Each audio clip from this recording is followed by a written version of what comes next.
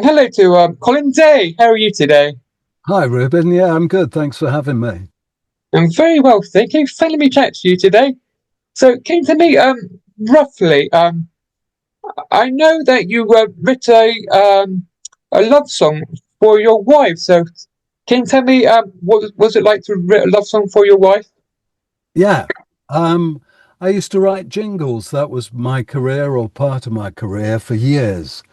And I'd never written a song. And one day my wife said, have you ever written a song? I bet you could write a song. Why don't you write a song? Go on, I bet you could.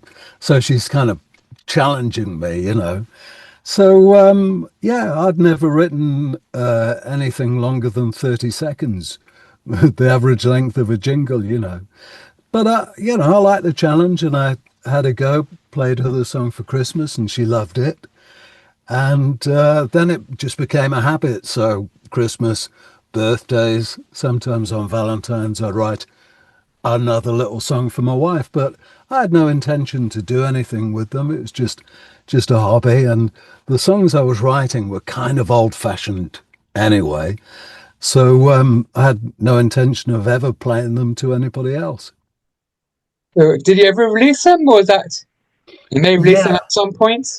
well, that's the nub of the story, really. I had an idea to make a private LP just to make the songs and give them to my wife and it'd be sort of keepsake for the family.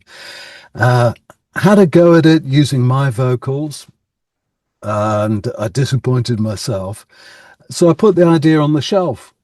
Well, then about 18 months ago, this new AI-driven music creation software came along. And I thought, wonder what would happen if I programmed my songs into that. And it was like stepping into a time machine. Suddenly, I was getting the sounds exactly as I'd heard them in my head. But it was like being in a 1960s recording studio. Quite astonishing results, really. Well, the next thing is my wife's saying, well, you should definitely play these to somebody. And so I'd written them in the style that I'd always loved, which is Northern Soul music. So I sent a couple of the tracks to some Northern Soul DJs. They leaked onto the internet, onto Facebook, and the comments were just crazy. I mean, so many love hearts. It was insane.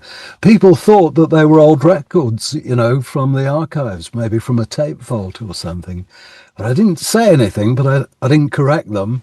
Not, but a few weeks later, I went on a radio show like yours and told the whole story. And that's kind of how I accidentally got into the record business because the songs were sort of out there.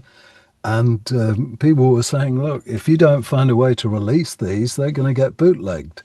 So that's how I got into the record business in my mid 60s when I'm thinking about sort of semi-retiring. Tiring. So, getting back to your jingle day. So, how long did it take you to compose a jingle? Well, jingles are something which have sort of gone slightly out of fashion these days, really. But yes, at one time, I think I was working in a studio where we'd produce anything up to three or four jingles in a day.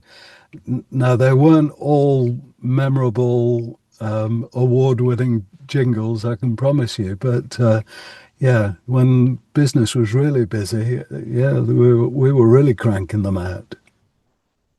Do you still write jingles like today, or Well, as I if say, someone asked you like me for a jingle, we consider writing a jingle? well, I might be able to do something using AI for you, but as for jingles these days, they're not the most, well, they were never the coolest thing. Come on, were they? I'm talking about advertising jingles. And I think they sort of broadly went out of fashion 10 or 15 years ago.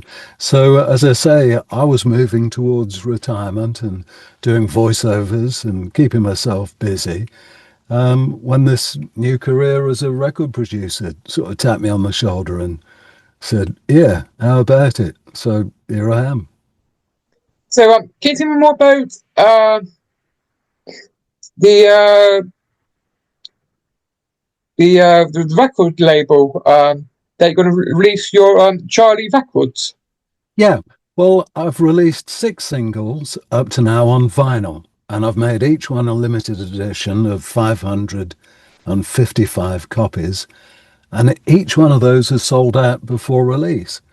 So it wasn't long before Charlie Records, which are a well-established record label, um, put out a lot of soul music, and they've been around for decades. So they got wind of it, and we got to talking and said, well, how about we compile these singles into an album? Because I'd made the singles limited edition, and within a few weeks, they were selling for up to £125 on resale sites. So clearly there was still demand there for people to buy them. And so that's how the idea of the album came about. So we've collected all the singles onto the album and included another 8 unreleased tracks. And that came out last Friday on December the 12th. So, can you tell me more about Riker Up, your debut album, I guess? Yeah, yeah. Well, as I say, it contains all the singles which we've released on Riker so far. And then there's another 8 tracks on there. And uh, it's all different kinds of Northern soul, if that means anything to you or any of your listeners. But ranging from sort of easygoing beat ballads to frantic stompers. But I've only ever tried to make the kind of music that I enjoy, and I enjoy the tracks. So, I hope other people do. So, what is it like using the AI technology? Yeah, I think it's the most fun I've had in my career because, these sounds from the 60s have all but disappeared, really. Studios have changed, technology has changed, the way these guys used to play, well, they're not around anymore. Everything's different. So if I played you a record from the 60s, for instance, you could immediately say, yeah, you could probably place it and say, yeah, I recognize that. Well, AI allows us to bring those sounds back. But of course, it's much more than that because these AI tools are not just about recreating retro sounds like I'm doing. Oh, my camera's falling. The guys in Nashville are all over it with their songwriting. The hip hop guys on the West Coast are using it all the time now to create breaks and beats. So AI has been around for a long time in music production, but for the first time, we've got software that taps into musical creativity. And, that's where the big changes come, if you like. So, do you think it's good for the industry going forward? Well, that's a big question because the whole thing about AI is not without its controversy. I'm no expert on artificial intelligence or the ethics of it. Um, but now the major software companies are tying up with record labels, major record labels like Universal and Warner's. And so I think it's inevitable that it's going to find its way into all kinds of popular music. Now, as to whether people will accept that or not, or is it something we want, that's another question. But I think, it's a tool, and it's like any other tool. You can use it to make a blooming awful mess, or you can use it with a bit of creativity and a bit of passion and sincerity, and hopefully do something that sounds interesting to people. So, can you tell me more about your record label, Riker Records? How did that come about? Yeah, well, as I say, that came about purely because of the demand for the tracks that I'd sort of accidentally leaked their way onto the onto the internet. And yeah, purely because the demand was there. So we've had orders from Japan, Australia, United States, Brazil, all parts of Europe and the UK. And Riker is the name of our wolf mascot.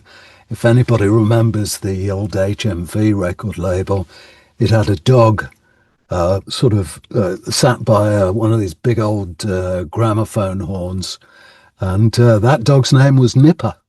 Well, we've got a similar sort of mascot, but ours is a wolf, and his name is Riker. That's where we got the name from. So, are you any plans to write any more AI music? Another album in the future? Well, I'd like to think so. The trouble is that the songs that I've put on Riker Up, the album, are the best part of 10 years' work. So I'm all but out of songs. I'm a very slow writer, but I'm going to take some time off in the new year and sit down and, try and write some more and see what comes out. But there's at least another couple of singles in the pipeline anyway. How about releasing a Christmas release next year? Yeah, well, if you're talking about Christmas music, that's not something I'm going to do. I think there's enough Christmas music. It drives me nuts as it is. But will there be another Riker album for Christmas next year? I think that's a long shot. Maybe the year after. Have to do more writing. So, are you an independent artist? Yeah, obviously. And I do everything. So the writing, the production, we had overdubs. I don't always get involved in those, so I bring in guitarists, keyboard players, or whatever. But me and Emma also run the label, so we individually pack and ship every order and do all the design work and the social media and everything. So yeah, I'm as independent as it gets. So, what's it like being an independent artist releasing your debut album? Well, it's kind of freaky to do it when you're in your mid 60s because, I'm aware like a lot of people spend a lifetime in music and don't get to release an album. So, what's it like? It's humbling. It's something I'm very grateful for. And yeah, still pinching myself every day, really. And a lot of hard work goes into it behind the scenes. Yeah, but it is a lot of hours, and the production process can be awfully slow. Oftentimes, I think it would be easier and quicker to make this music in the more traditional way. But it doesn't feel like hard work when it's also a hobby and something that you love. So, finally, can you tell me, listen, where can I find you on your social media? Yeah, thanks for asking that, Ruben. All you've got to do is Google Riker Records. That's Riker Records, and you'll find us on Facebook and Instagram. And there's a little YouTube channel and a Riker website as well. I'm afraid all the singles are sold out for now, but if people join the mailing list, they get to hear about the next singles, and hopefully they'll be coming out spring 2026, I think. I'd like to wish you a happy Christmas, happy New Year. Thank you very much, Ruben. Thanks for having me on, and the same to you and yours. Uh, Thanks for letting me interview you. Oh, it's been a pleasure. Thank you. And goodbye.